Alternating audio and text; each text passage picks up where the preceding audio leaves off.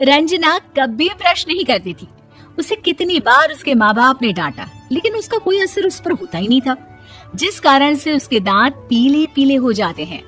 शादी के बाद अरे बहू, वैसे तो तुझ में कोई कमी नहीं है, पर तेरे दांत इतने पीले कैसे हैं बेटा? कैसे है मतलब? कोई सर्जरी थोड़ी ना कराइए। वो तो क्या नाम, मैं ब्रश नहीं करती थी तो पीले हो गए। अब क्या करूं? आप कहे तो लाल करवा लूं या फिर काले? यार ये क्या है, क्यों माँ से लड़ रही हो? लड़ रही हूँ? अरे मैं लड़ रही हूँ या ये बोल रही है कि दांत पीले हैं, पीले। अरे तपस्या थोड़ी ना की है इन्हें पीले करने के लिए। बकायदा ब्रश नहीं किया है 20 साल तक, तब जाकर। छी, कैसी बात कर रही हो? ये उस वक्त तो पीले नहीं थे जब हम लोग तुम्हें देखने आए थे। अरे तब साफ करवा लिया होगा डेंटिस्ट के पास जाकर। अब देखो कैसे पीले पीले लग रहे हैं। रंजना सास की तरफ गुस्से से देखती है। फिर शुरू हो गई पीले पीले पीले। अरे पीले तो तभी थे जब मेरे हाथ का रसगुल्ला उड़ा उड़ा कर खा रही थी और बोल रही थी, लड़की नहीं गुणों का खजाना दे रहे भाई साहब आप। खैर, अब वो लोग करते भी तो क्या करते, पीले दांत वाली बहू पल्ले पड़ी थी तो झेलना तो था ही। एक दिन कीर्तन में रंजना गाना गा रही थी। अरे कमला बहन, माँ का द्वार है, यहाँ तो सब शुद्ध होकर आते हैं, फिर अपनी बहू को ब्रश भी नहीं करवाती तुम। दूर से पीले पीले दांत भक्ति में बाधा उत्पन्न कर रहे हैं। अरे कोई 2 साल के बच्चे थोड़ी ना लेकर आई हूँ मैं बहू बनाकर। अच्छी खासी लड़की है, अरे कैसे करवाऊं ब्रश? ये तो उसे खुद करना चाहिए ना। अब माँ बाप तो इसके जैसे तैसे निपटा दिए, ये नहीं सोचा कि सास कैसे संभालेगी। सास बहू को लेकर घर आ जाती है, लेकिन सोच लेती है कि अब इसे लेकर कहीं नहीं जाएगी। अगले रोज बहू कहती है, अरे क्या हो गया, मंदिर नहीं जाना क्या? कीर्तन का वक्त हो रहा है। मेरी मधुर वाणी से कान्हा जी जागते हैं और सोते हैं। आप तो जानती है ना उनकी भक्ति में कितना मन लगता है मेरा। वो क्या है ना, तबीयत ठीक नहीं लग रही है मेरी, आराम करूंगी मैं। तबीयत ठीक नहीं लग रही? अभी तो मिथुन के गाने पर नाच रही थी आप, और अब बोल रही है कि तबीयत ठीक नहीं लग रही।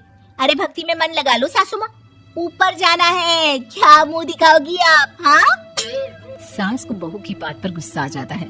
मैं क्या मुंह दिखाऊंगी, इसकी चिंता तो ना कर, समझी? अपने मुंह की चिंता कर, जो ये पीले पीले दांत लेकर हर जगह पहुंच जाती है। पता है लोग कितना मजाक बनाते हैं। ना जी ना, मैं नहीं जाना कहीं तेरे साथ। तो ये बात है, कोई ना, मत जाओ, मैं अपने कमरे में ही बैठकर भक्ति कर लूंगी। ऊपर वाला दांत थोड़ी ना देखता है, मन देखता है, भावना देखता है। और अरे बस बस, तू सब कुछ दिखा, बस ये सफेद चमकदार दांत ना दिखाना किसी को, है? जा यहाँ से। बहू को सास की बात का कोई फर्क नहीं पड़ता, वो तो जैसी थी वैसी ही रह जाती है। सुबह नहाकर किचन में खाना बनाना, फिर खाना खाना, कीर्तन भजन करना और सो जाना। एक दिन, माँ जी मैं सहेली के घर जा रही हूँ, शाम को लेट आऊंगी। हाँ हाँ तो जाना, मैंने कौन सा तेरी आरती करनी है घर पर बैठकर। रंजना सहेली के घर जाती है, जहाँ वो पार्टी में जाने की तैयारी कर रही होती है। अरे शिखा, कहाँ जाने की तैयारी कर रही है? मैं गलत वक्त पर आ गई क्या? अरे नहीं यार, उल्टा सही वक्त पर आ गया।